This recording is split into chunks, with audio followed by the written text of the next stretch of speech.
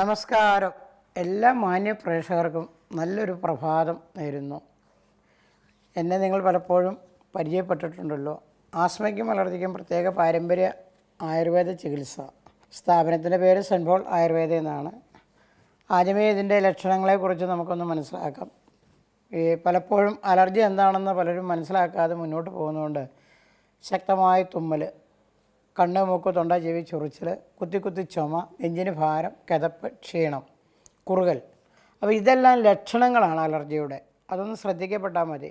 പിന്നെ ഇത് വരാനുള്ള നിദാനങ്ങൾ അല്ലെങ്കിൽ കാരണങ്ങൾ എങ്ങനെ വരുന്നു എന്ന് നമ്മൾ മനസ്സിലാക്കണമല്ലോ.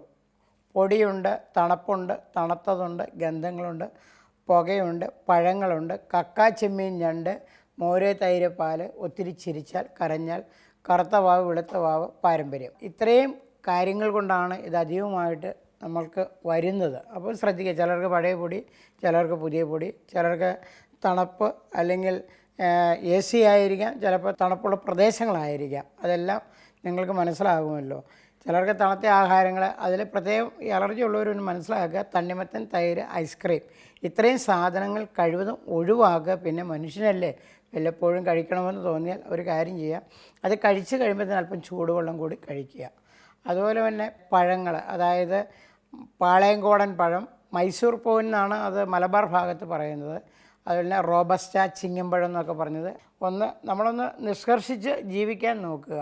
പിന്നെ പാരമ്പര്യം ഇപ്പോൾ ഒരു 10-46 വർഷങ്ങൾക്ക് മുമ്പ് അധികം ഇത് പാരമ്പര്യമായിട്ട് കാണുന്നെങ്കിൽ ഇപ്പോൾ ഇത് അലർജി കൊണ്ട് പൊടിയോ തണുപ്പോ തണുത്തതോ ഗന്ധങ്ങളോ പുകയോ അങ്ങനെയൊക്കെ ആയിട്ട് കാണുന്നത് അങ്ങനത്തെ ഒരു അവസ്ഥയിലേക്ക് മാറിയിട്ടുണ്ട്.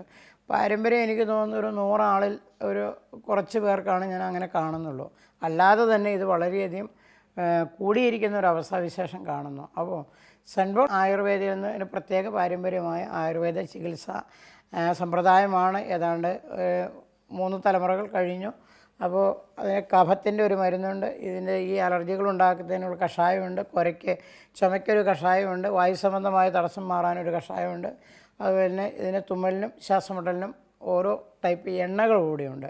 ഈ രോഗം കൊണ്ട് പലരും വിവാഹം കഴിക്കാതെയും വിദ്യാഭ്യാസം വേണ്ടാന്ന് വെച്ചും ജോലി ഉപേക്ഷിച്ചും നിരാശയിലേക്ക് പോകുന്നവർ അങ്ങനെ എൻ്റെ രോഗം മാറാ രോഗമല്ല, ഇതിൽ നിന്ന് ഞാൻ മോചിതനാകും, എനിക്ക് മുന്നോട്ട് പോകണം, ധൈര്യസമേതം ഞാൻ എൻ്റെ ജോലികൾ ചെയ്യും എന്നുള്ള ഒരു കോൺഫിഡൻസോടുകൂടി നമുക്ക് പോകാനാണ് സെൻറ്റ് പോൾ ആയുർവേദ നിങ്ങൾക്ക് ഇങ്ങനെ ഒരു ക്യാപ്ഷൻ തന്നിരിക്കുന്നത്.